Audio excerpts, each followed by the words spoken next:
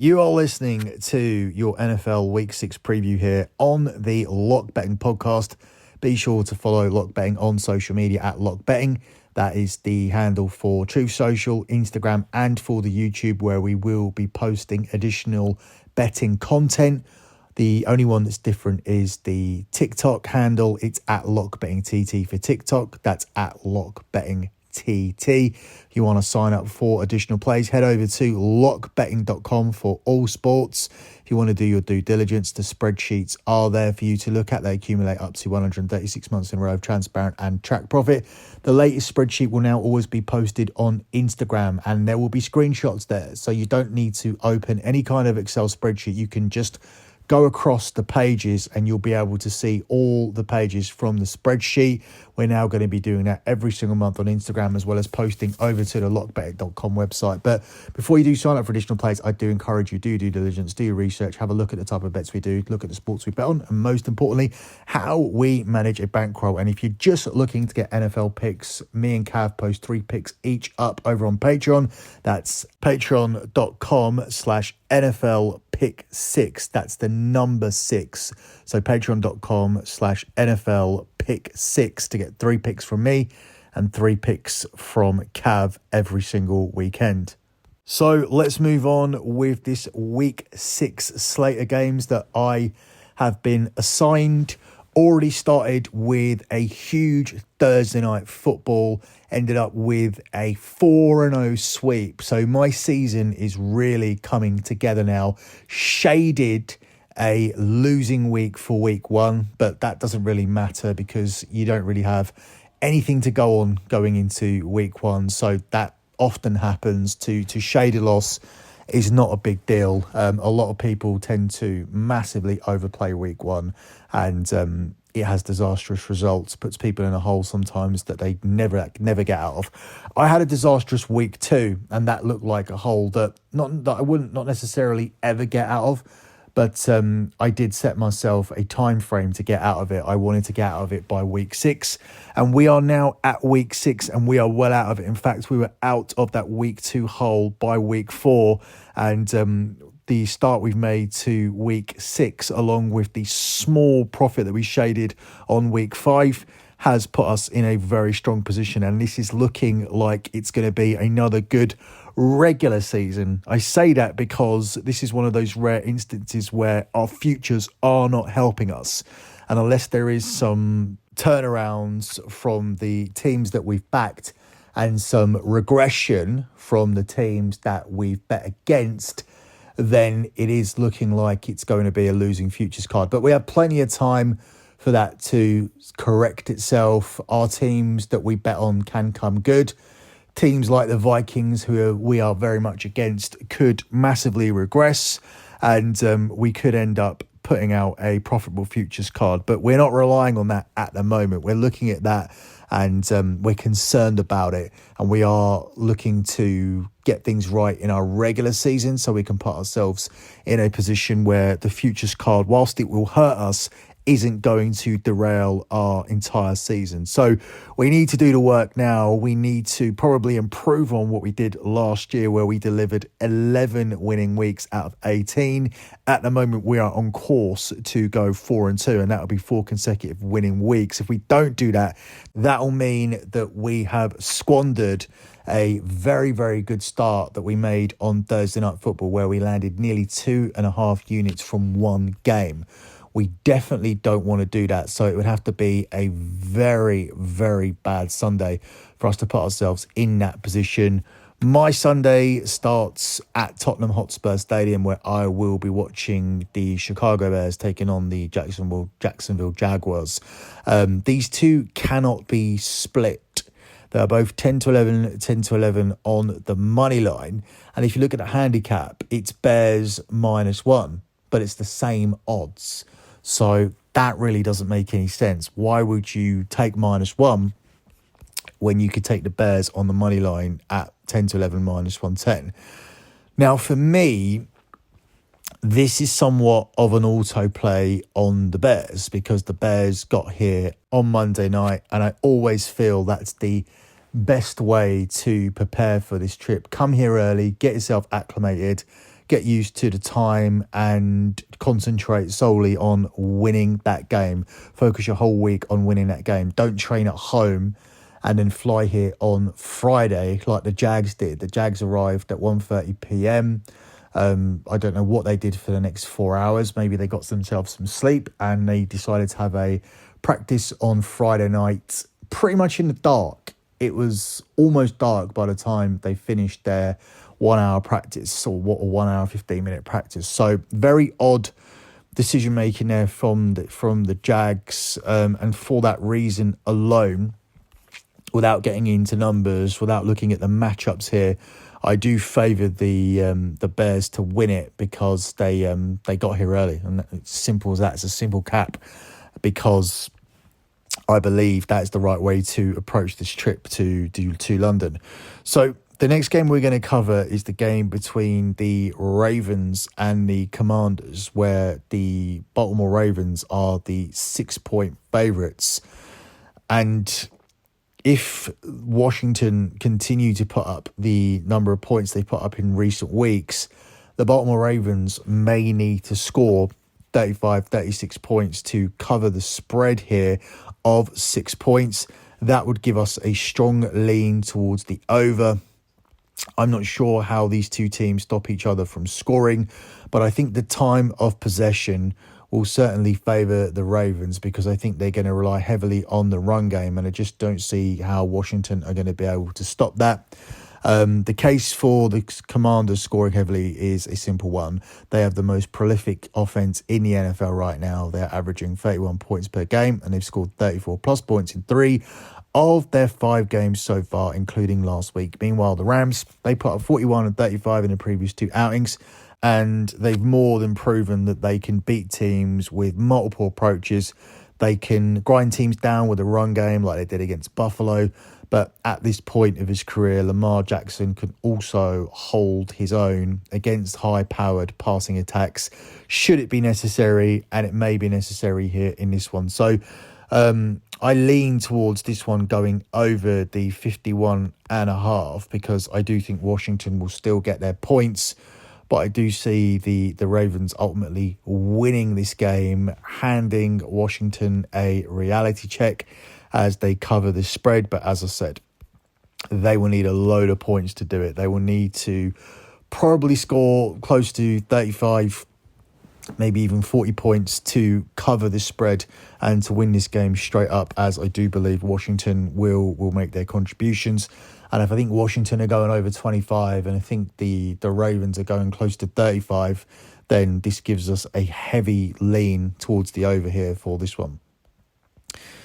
The Packers will be hosting the Arizona Cardinals. I wish I got this earlier on in the week at 5. I now have to take 6.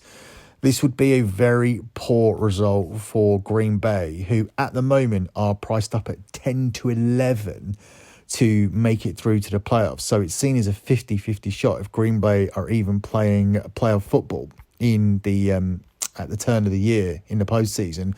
I think we'll be there. We're in a tough division at the moment, especially if Minnesota keep winning, and some are making the case for all 4 teams from the NFC North finding their way into the playoffs.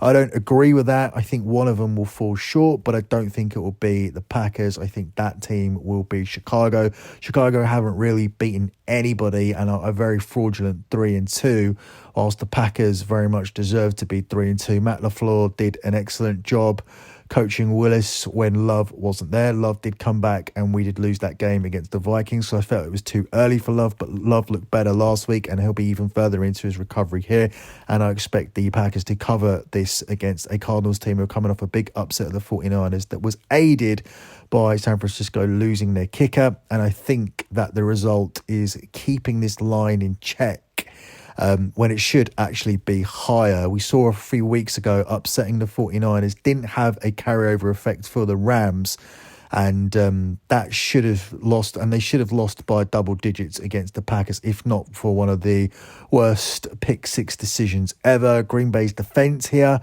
is certainly capable of letting good offenses hang around, but I'm not sure that the Arizona Cardinals are a top tier offense. I know that Green Bay are, especially with Jordan Love getting closer to 100%. We have a huge home field advantage here as well. It's a genuine home field advantage at Lambeau Field. So whilst, as I said just a second ago, we do let teams hang around, I don't think the Cardinals are going to be one of them here. I think Green Bay take care of their business in this one. Up next, we have the New England Patriots getting 7 points at home to the Houston Texans. I honestly feel that the New England Patriots will not only cover but have a chance to win this game outright. I think Drake May adds a whole new dimension to your offense. He gets his first start on Sunday, and a massively underrated part of his game is his ability to run the football. Last season at North Carolina, May averaged 9.5 rushing attempts per game. The Patriots do have the worst offensive line in the NFL, so may be forced to use his legs out of necessity here. Houston has faced 3 mobile quarterbacks and have allowed 40-plus rushing yards each time. 54 to Allen, 44 to Caleb Williams, and 56 to Anthony Richardson. So there is a path to maybe not winning, but definitely putting up some points here for the New England Patriots. He can also escape pressure. He's willing to throw the ball downfield, whereas Brissett, he was very, very safe. I don't think they can do much worse than him, as the Pats passing game ranks dead last in most categories. So this is very different for a Houston team who I feel are very overrated. They were lucky to win against Buffalo last week. That was one of the worst decisions I've ever seen in football, what Buffalo tried to do at the end of that game. Completely handed it to Houston. They could not score another touchdown in the final 3 quarters of that game. They've been lucky throughout the season, and their 4 wins combined have come by a total of 15 points, which said everything about how fraudulent their record is. And they could genuinely be upset here in New England with the new quarterback coming in and giving his team a boost. And obviously that also makes him difficult to prepare for because he is a new quarterback. So I'm going to take the 7 points here for this one. Up next, we have the New Orleans Saints getting 3.5 points against the Buccaneers. And this is largely down to the quarterback change here because Carr isn't able to play.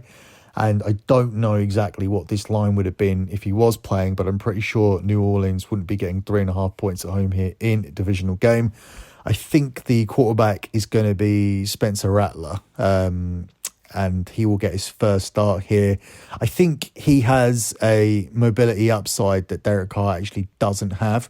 With an injured offensive line, that actually may prove useful for the offense. More than anything, I think the Saints defense at least will be able to keep the Bucs in check, giving them a chance here to cover the 3 and the hook. This defense have quietly been in the top 10 for defensive DVOA all season. And they get themselves a necessary boost here as well with Willie Gay returning to the team. I think it's a tough spot here for Tampa, even though there is going to be a standing quarterback, because they had their home stadium inundated with rain from the hurricane. They've been forced to practice elsewhere. So this has been a difficult week for Tampa, and no one's really talking about that when I've heard other people on other shows handicapping this game. Also, we know about Baker Mayfield. He's not great as a favourite. He's 15, 26 and 1 ATS when playing as a favourite. And it would not surprise me to see New Orleans getting the win here as an underdog. So I'm going to take those 3.5 points with the Saints and what I think will be Spencer Rattler as the quarterback. Up next, we look at the Philadelphia Eagles. They are at home to the Cleveland Browns, and this spread is at 7.5 points. It was at 9 at one point, but now it's at 7.5. I don't have too much to say about this other than I think the Browns are done for the season. They look like they've quit. Deshaun Watson is playing like a quarterback who's trying to get dropped. It's like he just wants his money and he doesn't want to play football anymore. There isn't really too much to say about this game other than the fact that I think the Browns have already packed it in. So getting Philadelphia for bye week isn't really a spot you want to be on the Browns with. So I'm going to be on the Eagles.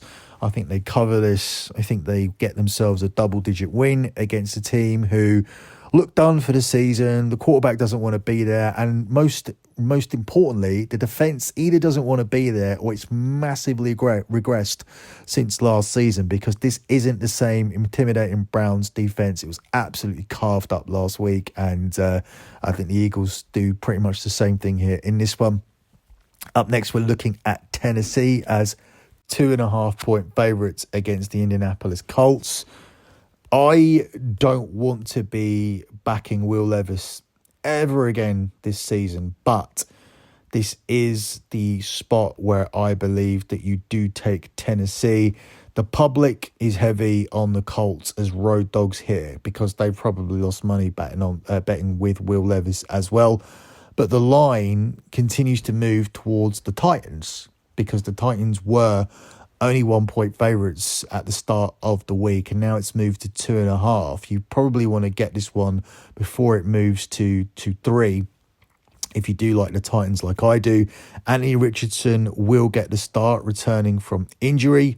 Richardson has some of the worst passing metrics of any qualified quarterback this season. His accuracy and efficiency have been atrocious so far at the start of the season, and on most weeks, it would be a given that Richardson is the worst quarterback in the game. That isn't necessarily the case this week going up against the Titans and Will Levis. But I don't think Richardson can have success against this Titans defense. They are ranked in the top 10 for defensive DVOA.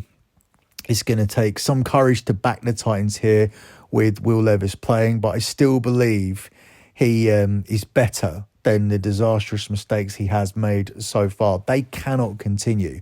Indy is a zone-heavy defense with a weak secondary, and if Levis doesn't fuck up again, I do believe that this could be a spot where he does cover. I like this more with Mason Rudolph at QB, but ultimately I have landed here on Tennessee. The Titans have won 8 in a row outright following a bye, and you only need them to cover 2.5 here to cover the spread. And while there is new coaching staff here, which could make that irrelevant, I still believe there are also enough holdover players who know how to prepare. And coming off a bye, I do like the Titans to pick up a win here in this one. We now move on to the late slate, the late games here, beginning with the Denver Broncos hosting the LA Chargers. And the Broncos are getting 3 points here at home, even though they've been on this strong run as of late. And that's largely down to how people, or how the so-called experts, are rating this LA Chargers defense. I don't think they're as good as the record suggests. And I believe Denver could not only cover here, but could go on and win this game. I don't know why the Chargers are favoured at a place where they haven't won in 6 years. Though Justin Herbert has actually had a bye week to rest his sore ankle, and he should be more or less 100% here for this game. But I don't really think that he's been that good all season. I don't think he's been moving the same all season. His downfield passing targets are limited these days, as Jim Harbaugh has been forced into somewhat of a more ground-heavy approach featuring J.K. Dobbins. Denver's defense this season have shut down much better passing games than this one. The Chargers on offense, I think, are a one-dimensional team. Whilst the other offense isn't great, I think Bo Nix is growing in confidence each week, and Denver's win streak has now reached 3 games, and I don't think they should be 3-point underdogs here at home. I think this is largely down to the fact the Chargers are coming off a bye. They've been able to get healthier. They had several key players missing in their last game, but I still don't make them a 3-point favourite here, especially after we saw Denver's offense actually come alive against the Raiders. Whilst we know that their defense is solid, that's not going to regress. If all the Chargers' key players return from injury, that obviously does raise some concerns about taking these 3 points. But based on what we've seen in recent weeks, the line doesn't really make any sense. And I'll be taking the 3 points with the home team here in this one.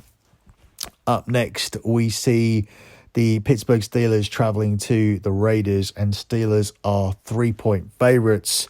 You're not really supposed to take Mike Tomlin as a favourite. Statistically, what you need to do is take him as an underdog and fade him as a favourite, but I'm not too sure I want to be anywhere near this Raiders team at the moment. They'll be starting Aidan O'Connell, hoping to give their offense a spark. But what they'll lose without Minshew back there is the element of mobility. O'Connell will have to be consistently perfect versus the Steelers' pass rush, which I don't foresee being the case. I think that pass rush is going to get the better of him, and that's going to be key here in this game. And whilst you're not normally supposed to do it, individual circumstances warrant individual reviews, and after analysing this game, have landed on the Steelers to cover the spread here against the Raiders. The final game I'm going to cover, because Cavs should have covered the Cowboys and the Lions, the Giants and the Bengals, and the Jets and the Buffalo Bills. So the final one I get is this blockbuster between Carolina and Atlanta, where Atlanta are now 5.5-point favourites. It's still 6 in some places, so this one is kind of hovering between. This would be a spot where you would usually take Carolina if you were betting the NFL properly, but this team is so bad. They had a little bit of a rally against the Raiders, but since then they've gone back to the old Carolina. They're just conceding so many points, even before the half. Their halftime record is absolutely appalling. Atlanta entered this with a 3-2 record. They're very, very lucky to be 3-2, but at the same time, you could say that they could be 4-1 because there was only one controversial no call away from being 4-1 and beating the Chiefs and handing them their first defeat of the season. I think Raheem Morris has done a good job with the Falcons defense, and Kirk Cousins has got this offense rolling, even though he's not at his best. I think he'll be better next season, but Kirk Cousins has got a lot better in recent weeks. The Carolina Panthers, though, is what we're playing against here, because they're a mess. Andy Dalton is now coming off back-to-back average starts. Atlanta played on Thursday Night Football in Week 5, so they are coming off a mini-bye, which should help them. I'm not buying into the overhyped trend of backing these 5-point underdogs here. We spoke about that a lot last week. It actually hasn't regressed too much, so it hasn't gone back to normalising, but it will at some point. It cannot continue, and if the Panthers are not a team that you want to back just blindly because of a trend, They have the home field here, but I still see the Falcons coming here and winning. Even though all of the rules say take the Carolina Panthers, we have the rule of 5-point underdogs. We have the home team here in a divisional game. There's data that supports that. But the Carolina Panthers are really, really bad. And they are basically making you rethink every data metric out there. And basically, when it comes to this Carolina Panthers team, you can basically rip up everything that you would usually do, set it on fire, and just go against this team because they are absolutely awful. And I'm going to take the Falcons to cover this spread and basically go against the unwritten rules of NFL betting. So that's it for me and week 6. I will be giving further analysis on my actual picks. So that's where you're going to get more data, more numbers on this show. I try to keep it as concise as possible because I don't want to give my official picks away for free. But if you do want to get my 3 best bets, they will be available on Patreon along with Cav's best 3 bets. It's patreon.com/NFL Pick 6.